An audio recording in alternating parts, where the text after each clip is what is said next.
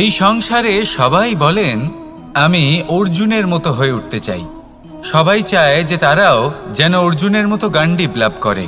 তারাও চায় যে তাদেরকেও মহাদেব এসে পশুপতি অস্ত্র দান করবেন। তারাও এটাই চায় মহাভারতের মতো মহাসংগ্রামে বিজয়ী হতে।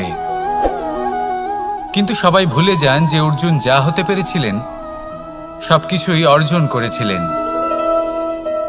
যদি আপনিও অর্জুনের মতো গান্ডীব লাভ করতে চান তবে আপনাকেও তার মতোই শ্রেষ্ঠ কাঠ নির্বাচন করতে হবে। সেই কর্ম আপনাকেই করতে হবে। তার প্রত্যঞ্চা যাতে তীব্র হয় তার জন্য আপনাকে সর্বশ্রেষ্ঠ দড়ি খুঁজে বের করতে হবে। আপনার বাণ যাতে ঘাতক হয় সেই জন্য আপনাকে নতুন নতুন ধাতু খুঁজে বের করতে হবে। সেই শিক্ষা আপনাকে লাভ করতে হবে, তবেই আপনার ইচ্ছে পূর্ণ হবে। অর্জুন হওয়া বড়ই সরল যদি আপনি কিভাবে অর্জন করতে হয় তা জানেন। শুধুমাত্র স্বপ্ন দেখেন যারা, তারা কখনোই অর্জন করতে পারবেন না। কিন্তু যদি কেউ অজ্ঞাতবাস ভোগ করতে পারে, যদি কেউ লাক্ষাগৃহ থেকে পালিয়ে বাঁচতে পারে, যদি কেউ কঠোর তপস্যা করতে পারে, প্রতীক্ষা করতে পারে এবং পরিশ্রম করতে পারে, তাহলে সে অর্জুন অবশ্যই হয়ে উঠবে। যদি আপনি অর্জুন হয়ে উঠতে চান তাহলে কর্ম করতে শিখুন আর আমার সাথে ভালোবেসে বলুন রাধা রাধা। কি ওই মাকড়সার জাল দেখতে পাচ্ছেন? মাকড়সারা ভীষণ পরিশ্রম করে এটা তৈরি করে। নিজের শরীরের রস দিয়ে এই জাল বোনে। আপনি কি এটার উদ্দেশ্য জানেন? আসলে মাকড়সা এই জালে ছোট কীটপতঙ্গ ধরে তাদেরকে খাদ্যরূপে গ্রহণ করে। কিন্তু আপনি কি এই কথা জানেন যে একদিন মাকড়সা নিজেই নিজের জালে জড়িয়ে মৃত্যুবরণ করে থাকে? বলুন কি করেন আপনি এই জাল দেখতে পেলে? দেখতে পেলেই মুছে ফেলেন এর অস্তিত্ব, তাই না? তেমনি অন্যদিকে পাখির বাসা। পাখিরাও ভীষণ পরিশ্রম করে এটা তৈরি করে। কিন্তু যদি পাখি একদিন এটা ছেড়ে চলে যায় তাহলেও লোকে এটা নষ্ট করে দেয় না। কারণটা কি? এর কারণ হলো এর নির্মাণ জীবন সঞ্চারের জন্য করা হয়েছিল, নষ্ট করার জন্য নয়। তাই মনে রাখবেন, জীবনে আপনার পরিশ্রম যতই বেশি হোক না কেন, যদি আপনার লক্ষ্য শুভ না হয় তাহলে আপনারও বিনাশ নিশ্চিত। তাই সৃজন করতেই থাকুন আর মুগ্ধ হয়ে বলুন রাধা রাধা। এই পুকুর দেখছেন আপনি? বাচ্চা, বৃদ্ধ, যুবক, যাকেই আমি জিজ্ঞেস করব এটা কি, সবার উত্তর সেই একই হবে। উত্তর তখনই বদলাবে যখন প্রশ্ন এটা হবে যে আপনি এই পুকুরে কি করতে চান। কেউ বলবে আমি এমনি এর পাড়ে বসে এই জল স্পর্শ করে ঠান্ডা হাওয়ার আনন্দ অনুভব করতে চাই। কেউ বলবে আমি এই পুকুরে সাঁতার কাটতে চাই। কেউ বলবে কাগজের নৌকা বানিয়ে আমি এতে ভাসিয়ে দিতে চাই। কেউ বলবে আমি মাছ ধরে নিজের জীবন যাপন করতে চাই, ইত্যাদি ইত্যাদি। আপনাকে একটা কথা বলে রাখি, আমাদের জীবনও এই পুকুরেরই মতন, একই রকম। কিন্তু আমরা এই জীবন নিয়ে কি করব সেই সিদ্ধান্ত আমাদের। এই পুকুরে আপনি মুক্তও পাবেন, আবার পাঁকও পাবেন। যদি আপনি মুক্ত পেতে চান তাহলে এই পুকুরের গভীরে আপনাকে যেতে হবে। ততটাই চেষ্টা করতে হবে যতটা করলে আপনি সেই মুক্ত অর্জন করতে পারবেন। না হলে শুধু পাঁকে হাত পড়বে। তাই যা আমি সর্বদা বলে থাকি, সিদ্ধান্ত আপনার। রাধা রাধা। অবশ্যই সহ্য করতে হবে, এটাই হলো প্রকৃতির নিয়ম। এই নিয়ম কিন্তু আমরা সবাই জানি, কিন্তু আমাদের মধ্যে বেশিরভাগ মানুষ এই বিভ্রান্তি নিয়ে বাঁচি যে এই যে প্রকৃতির নিয়ম তা আমার ওপর প্রযোজ্য নয়। তা কিন্তু নয়। আমাদের চতুর্দিকে এই যে নিসর্গ রয়েছে, আমরা তার কতটা ক্ষতি করি সেটা একবার ভেবে দেখুন। আমরা বনাঞ্চল জ্বালিয়ে দিই, বায়ু দূষিত করি, জল দূষিত করি, প্রাণীদের হত্যা আমরা করি। কেন? এই নিসর্গ আমরা নষ্ট করি, যদিও আমরা জানি যে আমরাও হলাম এই নিসর্গেরই অংশ। এবার দেখুন, শরীরের কোনো অংশে যদি আগুন ধরান, আস্তে আস্তে সমস্ত শরীরও জ্বলে যাবে। সেইভাবেই নিসর্গ যদি নষ্ট হয়ে যায়, তাহলে মনুষ্য জাতিও নষ্ট হয়ে যাবে। তাই এই যে নিসর্গ আপনি দেখছেন, এই পুষ্প, এই বৃক্ষ, বায়ু, জল, এদের সকলকে রক্ষা করুন, নষ্ট নয়। মনে রাখবেন, যদি নিসর্গ থাকে মানুষ থাকবে, যদি নিসর্গ থাকে তাহলেই জীবন থাকবে। আসুন আমার সাথে ভালোবেসে বলুন, রাধা রাধা।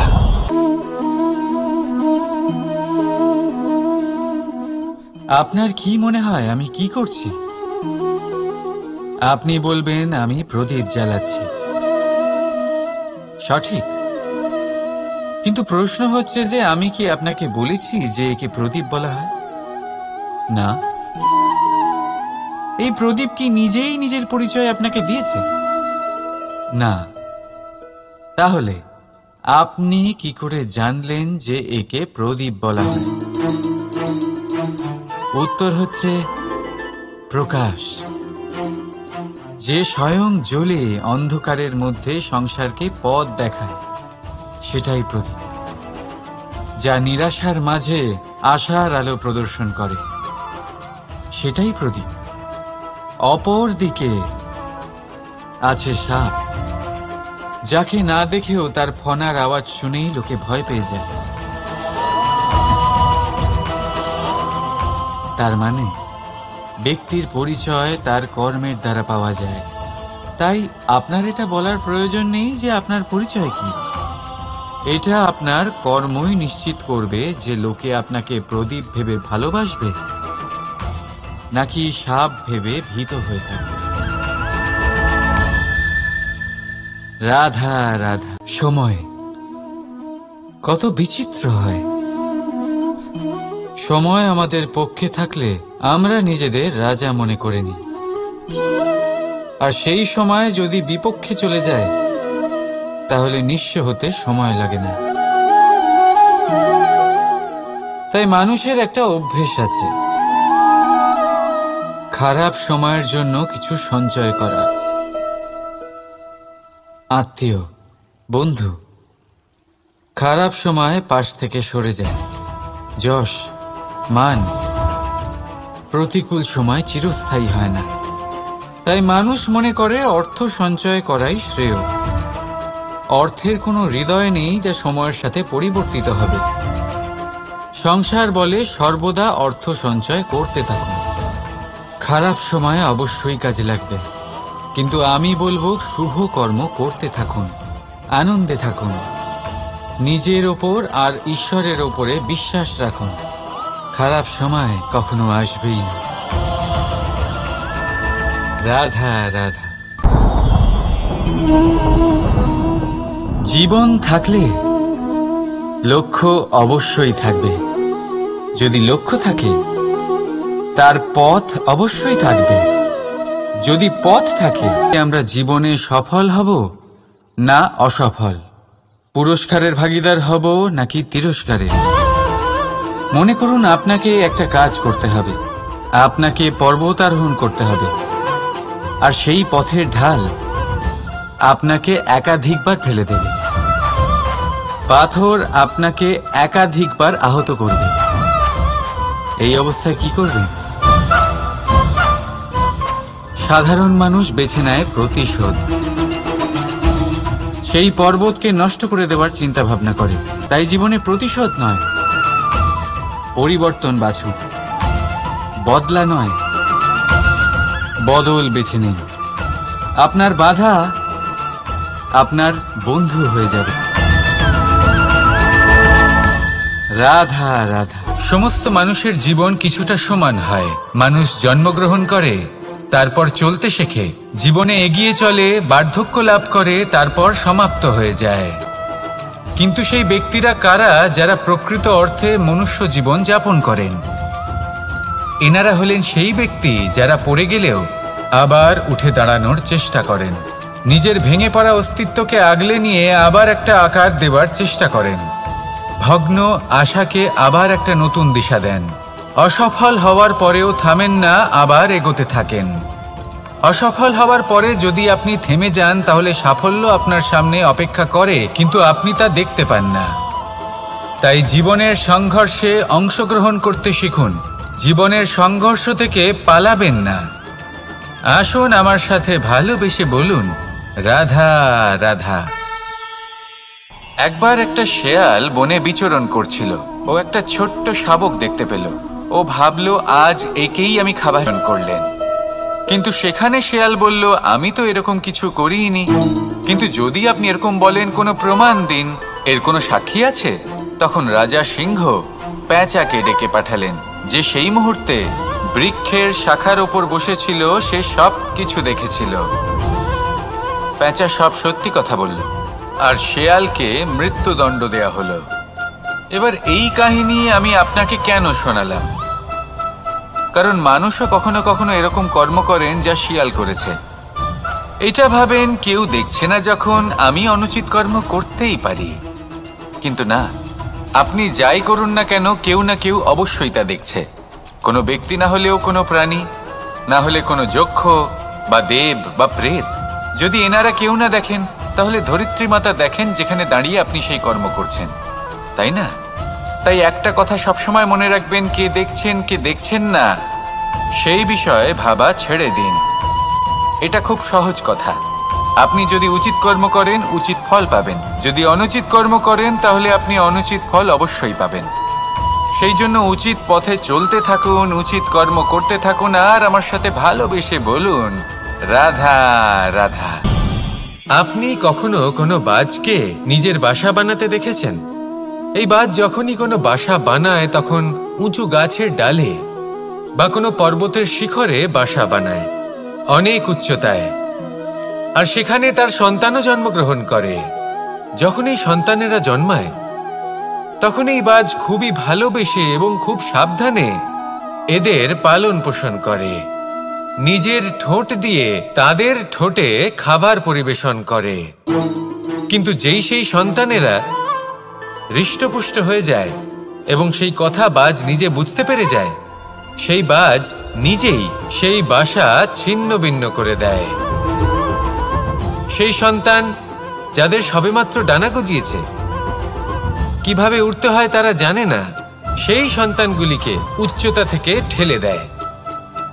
সেই সন্তান প্রথমে ভয়ভীত হয়ে যায়। তারা সামনে মৃত্যুকে দেখতে পেয়ে ভয়ের কারণে তাদের ডানা ঝাপটাতে থাকে। আর সেই প্রক্রিয়াতেই সেই সন্তানগুলি উড়তে শুরু করে দেয়। এবার এই ঘটনায় আমরা কি শিক্ষা পেতে পারি? এটাই, যদি আপনি মাতা পিতা হন, তাহলে নিজের সন্তানকে অবশ্যই স্নেহ করুন, কিন্তু তাদেরকে নিজের আঁচলের তলায় বেঁধে রাখবেন না। যদি আপনি চান আপনার সন্তান জীবনে উন্নতি করুক, তাহলে নিজের মুঠো থেকে তাদের স্বতন্ত্র করে দিন। এই সংসারে সংঘর্ষ করতে দিন। সেই সন্তান নিজেই বুঝতে পারবে যে জন্মের সময় পাওয়া ডানা কি করে ব্যবহার করতে হয়। আর আপনার চোখের সামনে আপনার সন্তান এই আকাশে উড়তে থাকবে। তাহলে আসুন আমার সাথে ভালোবেসে বলুন, রাধা রাধা। সংসারে সবচেয়ে পবিত্র মানা হয় গঙ্গা জলকে। কখনো ভেবে দেখেছেন কেন? কারণ গঙ্গা জলের আবির্ভাব অত্যন্ত শুদ্ধ হয়, তার জন্ম শুদ্ধ হয়, যেখান থেকে তার শুরু সেটাই শুদ্ধ হয়। আর শুরুটা শুদ্ধ হওয়া অত্যন্ত আবশ্যক। আমাদের জীবনে সবই শুরু হয় আমাদের ভাবনা থেকে। নিজের ভাবনাকে শুদ্ধ রাখুন, কারণ এই ভাবনা থেকেই আবির্ভাব হয় শব্দের। আপনার এই সংসারে, এই জীবনে নিজের ভাবনা শুভ রাখলে, শুদ্ধ করলে, আপনার মন সুপ্রসন্ন হয়ে বলবে, রাধা রাধা। মানুষ জন্মগ্রহণ করে, তার সাথে ভয়েরও জন্ম হয়। ছোটবেলা থেকেই আমাদের মনে কোনো না কোনো প্রকারের ভয় থেকেই যায়। কেউ এই বিষয়ে ভয় পায় যে তার কোনো বস্তু তার থেকে দূরে চলে যাবে, কেউ এই বিষয়ে ভয় পায় যে আমি নিজেকে হারিয়ে ফেলব, কেউ এই ভেবে ভয় পায় যে আমার প্রিয়জনেরা তারা যেন আমার থেকে দূরে না চলে যায়, কেউ এই ভেবে ভয় পায় যে আমরা যেন পথ না হারিয়ে ফেলি, আদি ইত্যাদি। কিন্তু সত্যি কথা বলতে ভেবে দেখুন, এই ভয় বাস্তবে কি? শুধুই একটা মনস্থিতি, আর কিছুই নয়। যা কিছু আপনি জীবনে পেয়েছেন তা একদিন আপনাকে হারাতে হবে। এই জীবন হলো আপনারই, কিন্তু তাও একদিন সমাপ্ত হবে। তাই ভয় পেয়ে কি লাভ? এই ভয় শুধু আপনাকে জীবন যাপন করা থেকে বাধা দিচ্ছে, আর কিচ্ছু নয়। পথ হারিয়ে ফেললেই বুঝতে পারবেন যে নতুন পথ কিভাবে বানাতে হয়। কিছু মানুষকে জীবন থেকে হারালে তবেই আপনি বুঝবেন যে আপনার আপনজনকে। এই ভয়ের কারণে ভীত হয়ে থাকবেন না। এই তারা নক্ষত্র অন্ধকারের অভাবে গুরুত্ব হারায়। শিবকেও মহাদেব হওয়ার জন্য বিষ পান করতে হয়েছিল। প্রত্যেক পরিস্থিতি, প্রত্যেক সাফল্য আপনার পরীক্ষা নেবে, তাতে উত্তীর্ণ হওয়া হলো আপনার কর্ম। যখনই আপনি ভয় পাবেন বা সংকটের সম্মুখীন হবেন, তখন সাহসের সাথে তার সম্মুখীন হন। মনে রাখবেন, যে সম্মুখীন হতে জানে সাফল্য তার সাথে সবসময় থাকে। আসুন আর আমার সাথে ভালোবেসে বলুন, রাধা রাধা। আমাদের হাতটা দেখুন, এই হাতে 5টা আঙুল আছে যা ভিন্ন ভিন্ন ধরনের। একরকম কেন নয়? কারণ হলো প্রত্যেকের নিজের নিজের গুরুত্ব আছে, নিজের নিজের মাহাত্ম্য আছে। এরা ভিন্ন, তাই একত্রিত হয়ে মুষ্টিবদ্ধ করা সম্ভব, যার দ্বারা আমরা আত্মরক্ষাও করতে পারি, আবার আক্রমণও করতে পারি। যদি 5টি আঙুল সমান হতো তাহলে মুষ্টিবদ্ধ হতে পারত না, নিজেদের মধ্যে বিভ্রান্তির সৃষ্টি করত। এবার এরকমই কিছু আমাদের সংসারেও হয়। আমাদের দেশ, যেখানে একটি ভূমির ওপর ভিন্ন ভিন্ন ধর্মের মানুষ বাস করেন, ভিন্ন ভিন্ন জাতি, ভিন্ন ধর্ম, ভিন্ন ভাষা। কিন্তু যদি আমরা এটা ভাবি যে কিভাবে এই দেশকে কল্যাণের পথে নিয়ে যাওয়া যায়, কিভাবে এর বিকাশ করা সম্ভব, তাহলে আমাদের একত্রিত হওয়া শিখতে হবে। যেইভাবে 5টা আঙুল একত্রিত হয়, মুষ্টিবদ্ধ হয়, সেইভাবেই আপনার যে ভাষাই হোক, যে ধর্মই হোক, যে জাতি হোক না কেন, ঠিক আছে, আবশ্যক হলো আপনার নিজের কর্মভূমির সাথে, আপনার ধরিত্রীর সাথে যুক্ত থাকা, সাথে থাকা। তবেই দেশের উন্নয়ন সম্ভব, তবেই এই দেশ স্বতন্ত্র থাকবে, সফল হবে, আর এই মন প্রসন্ন হয়ে বলবে, রাধা রাধা। সংসারে আমাদের জীবনে যখন কোনো সুখ বা দুঃখ আসে, তার জন্য আমরা কাউকে না কাউকে অবশ্যই দায়ী করে থাকি, তাই না? এই ব্যক্তি আমাদের সাথে এরকম কাজ করেছেন, তাই আমার সাথে এমন হলো। ওই ব্যক্তি যদি এমনটা না করতেন, তাহলে আজ আমি ওই স্থানে পৌঁছতে পারতাম। সবই আপনার দৃষ্টিভঙ্গির ওপর নির্ভরশীল, আর যদি আপনার দৃষ্টিভঙ্গি এমন হয় তাহলে তা অনুচিত। সত্যি কথা বলতে এই সংসারে ভিন্ন ভিন্ন ধরনের মানুষ আছে। এটা আপনার ওপর নির্ভর করছে কিভাবে তাদের স্বাগত জানাবেন। একবার ভাবুন, আমি আমার 2টো হাত সামনে নিয়ে এলাম, 2টো মুঠো খুলে দিলাম। 2 প্রকারের মানুষ আসবেন, কিছু না কিছু দিয়ে যাবেন। এই মুঠো যদি আমি বন্ধ করে দিই, তাহলে না কেউ আমাকে কিছু দিতে পারবে, না আমার কিছু যাবে আসবে। নিশ্চয়ই বুঝতে পারছেন এই 2 ধরনের ব্যক্তি কারা এবং তারা কি দিয়ে যান। আমি যদি নিজের মুঠো খুলে দিই, তাহলে কিছু ভালো মানুষ আসবেন, আমাকে আনন্দ, সন্তুষ্টি, জ্ঞান প্রদান করে যাবেন, ভালো অভিজ্ঞতা দিয়ে যাবেন। কোনো খারাপ ব্যক্তি যদি আসেন, তাহলে তিনিও খারাপ অভিজ্ঞতা দেবেন, যার থেকে আমি শিক্ষা লাভ করব। এই সব কিছু আমি লাভ করতে পারি। মুঠো যদি বন্ধ করে রাখি, তাহলে আমি কিছুই পাবো না। দেখুন, এই সংসারে প্রত্যেকের জীবনে এইরকম, প্রত্যেকের জীবনে সবকিছুই আছে, ভালো খারাপ 2 মানুষই আছে, ভালো অভিজ্ঞতা আছে, খারাপ অভিজ্ঞতা আছে। নির্ভর করছে আপনার উপর যে আপনি কি করবেন, এনাদের স্বাগত কিভাবে জানাবেন, কার থেকে কি বুঝবেন, কি শিখতে পারবেন, আর কোন দৃষ্টিভঙ্গি নিয়ে অগ্রসর হবেন। এটাই নির্ধারণ করবে যে আপনার জীবন কেমন হবে। আসুন আমার সাথে ভালোবেসে বলুন, রাধা রাধা। জীবনে যখন কোনো ব্যক্তি নিজের লক্ষ্য প্রাপ্তির জন্য নিরন্তর পরিশ্রম করেন, বিলাসিতায় জীবন কাটান, অলস প্রকৃতির হয়ে ওঠেন, নিদ্রাতে বিলীন হয়ে থাকেন আর ভাবেন যে তিনি সুখ লাভ করছেন। কিন্তু এরকম কেন হয়? কারণ যখন আমরা সৎ পথে থাকি, উচিত পথে চলি, লক্ষ্য প্রাপ্ত করার জন্য চেষ্টা করতে থাকি, তখন আমাদের ভেতরে থাকা নেতিবাচক শক্তি এবং পাপ এই দেহকে ত্যাগ করে দেয়। আর এই অনুভূতিটাই আমাদের দুঃখের অনুভূতি দেয়, কষ্ট দেয়। এবার সেখানে যদি আমরা কুপথে চলি, অনুচিত পথে চলতে থাকি, তাহলে আমাদের ভেতরে থাকা পুণ্য এবং ধনাত্মক শক্তি আমাদের দেহ ত্যাগ করে দেয়। আর এই অনুভূতির কারণেই আমরা সুখ অনুভব করি। কিন্তু কখনো ভাববেন যে এই সুখ বেশি সময় পর্যন্ত থাকে না। সেই জন্য সবসময় মনে রাখবেন, যদি আপনি জানেন যে এটাই আপনার লক্ষ্য, এটাই উচিত পথ, শুভ পথ, তাতে নিরন্তরভাবে এগিয়ে যেতে চেষ্টা করতে থাকুন। এই কষ্ট আপনাকে সুখের পরাকাষ্ঠায় কখন পৌঁছে দেবে তা আপনি জানতেই পারবেন না। আসুন আমার সাথে ভালোবেসে বলুন, রাধা, তাই না? মানুষ যখন হিরে নিজের হাতে নেয়, দর্পণের কারণে হীরের মূল্য বোঝা গেল। আমাদের জীবনেও ঠিক এরকমই ঘটে। আপনারা যদি সংসারে নিজের আশেপাশে দেখেন, এমন অনেক মানুষ দেখতে পাবেন যারা নিজেদের ক্ষেত্রে মহান স্থানে পৌঁছেছেন, নিপুণ এবং শ্রেষ্ঠ হয়েছেন, আর তাদের মনে করবেন না। আসুন আর আমার সাথে ভালোবেসে বলুন, রাধা রাধা। মানুষ জন্মগ্রহণ করে, তার সাথে ভয়েরও জন্ম হয়। ছোটবেলা থেকেই আমাদের মনে কোনো না কোনো প্রকারের ভয় থেকেই, যে এই ভেবে ভয় পায় যে আমার প্রিয়জনেরা তারা যেন আমার থেকে দূরে না চলে যায়। কেউ এই ভেবে ভয় পায় যে আমরা যেন পথ না হারিয়ে ফেলি, আদি ইত্যাদি। কিন্তু সত্যি কথা বলতে, ভেবে দেখুন এই ভয় বাস্তবে কি? শুধুই একটা মনস্থিতি, আর কিছুই নয়। যা কিছু আপনি জীবনে পেয়েছেন তা একদিন আপনাকে হারাতে হবে। এই জীবন হলো আপনারই, কিন্তু তাও একদিন সমাপ্ত হবে। তাই ভয় পেয়ে কি লাভ?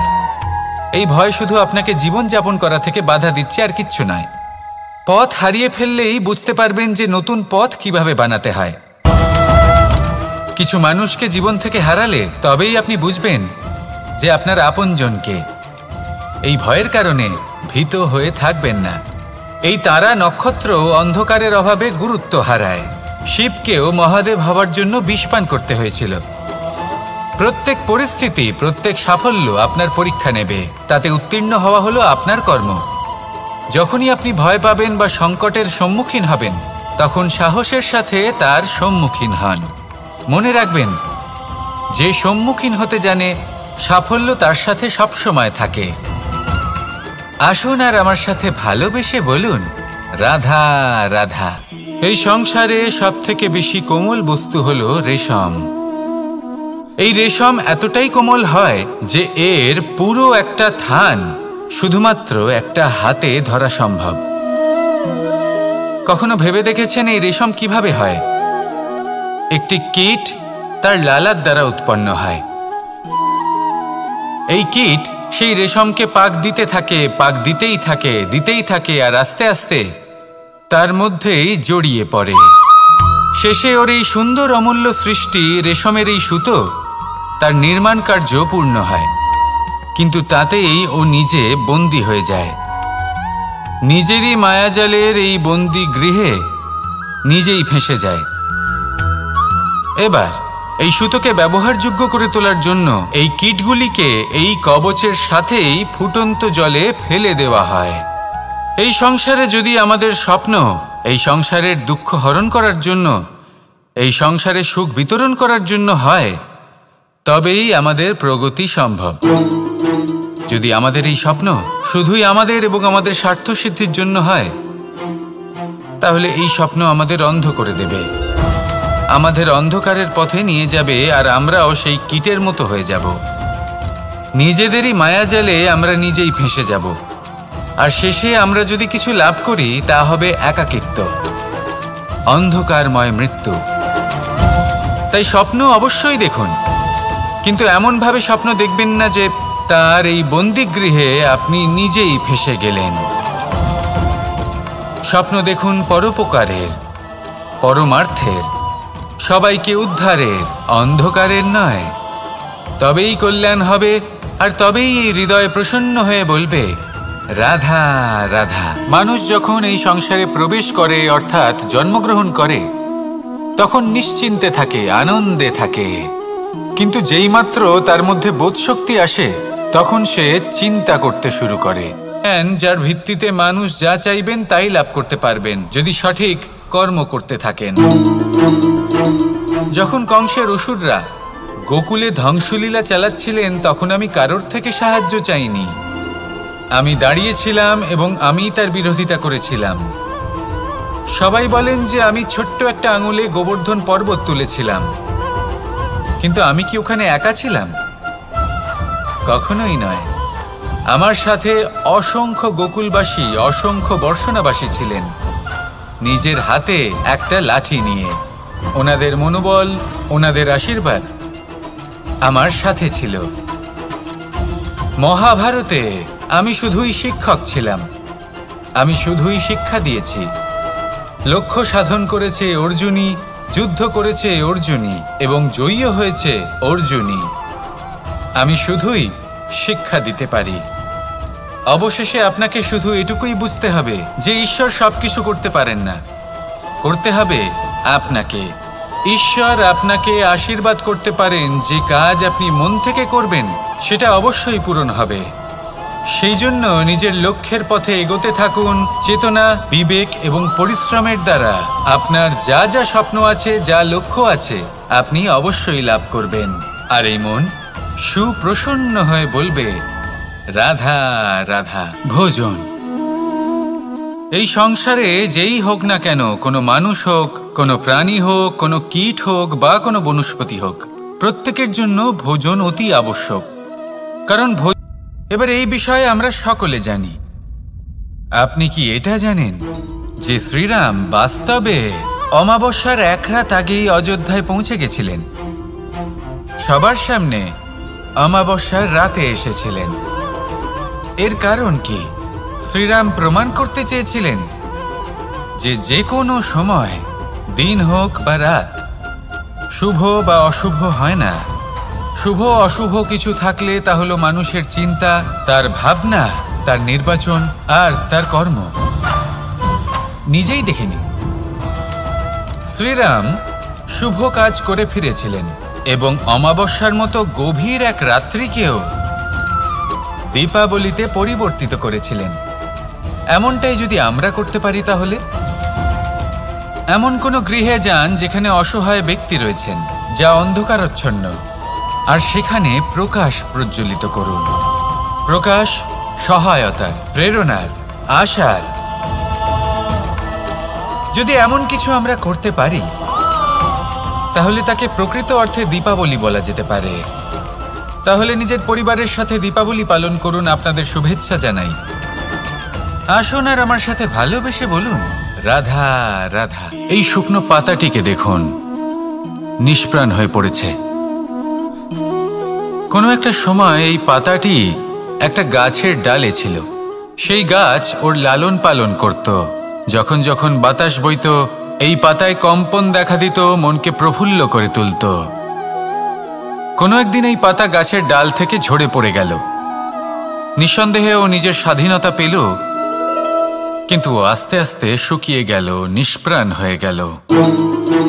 দেখুন, আমি এই কথা বলছি না যে স্বাধীনতা অনুচিত, কখনোই না। কিন্তু যে কোনো পরিস্থিতিতে স্বাধীন হতে চাওয়া এটা নিশ্চিতরূপে অনুচিত।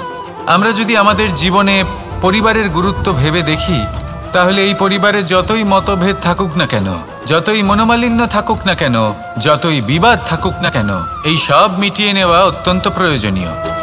সেই সব কিছু সমাপ্ত করা অত্যন্ত প্রয়োজনীয়। কখনো এই পরিবারকে ভাঙতে দেবেন না। কখনো এই পরিবার থেকে দূরে চলে যাবেন না। এই পরিবার হলো আমাদের জীবনের একটা অমূল্য সম্পদ, অমূল্য এক আশ্রয়, যা এই সংসারে হয়তো কোথাও আপনি পাবেন না। তাই একে আগলে রাখুন। ভেবে নিন আপনি পাতা আর আপনার পরিবার সেই গাছ। আসুন আমার সাথে ভালোবেসে বলুন, রাধা রাধা। পাখি কখন জন্ম নেয়, কখন উড়তে শেখে, কে জানে কি হবে আদি ইত্যাদি, এই সব ভাবনায় আমরা মগ্ন হয়ে যাই। কিছুটা এমনভাবে মগ্ন হই যে বর্তমানের কর্মের এই জীবনের যাত্রাপথে সেই সময়ের আনন্দ উপভোগ করতে ভুলে যাই। এবার দেখুন একটা পাখি কি করে। ওর কর্ম হলো গান গেয়ে চলা। ওই পাখি গেয়ে চলে, কেউ ওর গান শুনুক বা না শুনুক, কেউ আদৌ শুনছে কিনা সেই বিষয়টা নিয়ে সেই পাখির কিছুই যায় আসে না। সেই পাখি নিজের কর্ম করতে থাকে। হয়তো সেই জন্যই আপনি কখনো কোনো পাখিকে কাঁদতে দেখবেন না। এরকমই আপনাকে নিজেকে গড়ে তুলতে হবে। প্রথমে নিজেকে জিজ্ঞেস করুন, এই যে কর্ম আমি করতে চলেছি সেটা কি উচিত? যদি আপনার মনে হয় সেটা উচিত, তাহলে সেটা প্রমাণ করুন। এটা ভাববেন না যে এই সংসার কি ভাববে। আসুন আর আমার সাথে ভালোবেসে বলুন, রাধা রাধা। যদি করবেন আর কত নাম হবে, আর ব্যাস সামনে এগিয়ে যান। এটা উচিত নয়। পূর্ণরূপে যে কোনো কাজ করার আগেই সেই কাজের বিশ্লেষণ করে নেওয়া উচিত, তা বুঝে নেওয়া উচিত, এবং সেই বিষয়ে অবশ্যই খেয়াল রাখা উচিত যে আপনার শরীর এবং আপনার মন এই কাজ করার জন্য কি প্রস্তুত রয়েছে। যদি তা না হয় তাহলে প্রথমে নিজেকে শুধরে নিন, তারপরে সেই কাজ করুন। যদি এইভাবে জীবনে সামনে এগোন, তাহলে সাফল্যের সম্ভাবনা জীবনে অনেক বেশি বেড়ে যাবে। তাহলে এটাই করুন আর আমার সাথে ভালোবেসে বলুন, রাধা রাধা। এই সংসারে সাফল্য লাভ করার জন্য জ্ঞানের প্রয়োজন হয়, পরিশ্রমের প্রয়োজন হয়, দৃঢ় নিষ্ঠার প্রয়োজন হয়, নিরন্তর চেষ্টা করা প্রয়োজনীয়। কিন্তু আরো কিছু আছে যা অত্যন্ত প্রয়োজনীয় এবং গুরুত্বপূর্ণ। তা হলো ভালো বন্ধু। তাদের থাকা অত্যন্ত প্রয়োজনীয়। যদি ভালো বন্ধু থাকে তাহলে সময় এলে তারা ঢাল হয়ে আপনাকে সুরক্ষা করবেন। সময় এলে অস্ত্রের মতো শত্রুকে সংহারও করবেন। যদি তিনি জ্ঞানী হন, তাদের মধ্যে সদ্গুণ থাকে, তাহলে এই সব গুণ আপনার মধ্যেও প্রবেশ করবে। তাহলে সাফল্যের জন্য ভালো বন্ধু পাওয়া অত্যন্ত প্রয়োজনীয়। কিন্তু শুধু বন্ধু কেন, ভালো শত্রুও থাকা প্রয়োজনীয়। এবার আপনি ভাববেন, এ আমি কি বললাম? যদি আপনার জীবনেও ভালো অর্থাৎ শক্তিশালী শত্রু থাকে, তাহলে আপনিও শক্তিশালী হতে থাকবেন। এই শত্রু আপনাকে প্রেরিত করবে আরো বেশি শক্তিশালী হয়ে ওঠার। কখনো কোনো হরিণকে দেখুন, তীব্র গতিতে দৌড়তে থাকে। কেন তীব্র গতিতে দৌড়য়? এই কারণে নয় যে কোথাও তার জন্য মধুর ঘাস অপেক্ষা করে রয়েছে, না। সে এই কারণে তীব্র গতিতে দৌড়য় কারণ সেটা না করলে তার পেছনে একটি সিংহ আছে যে ওকে নিজের ভোজন করে ফেলবে।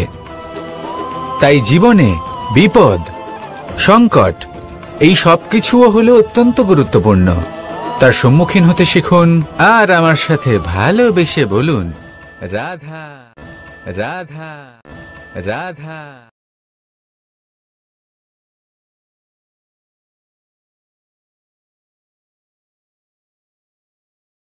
লক্ষ্যে পৌঁছানো অত্যন্ত কঠিন হয়।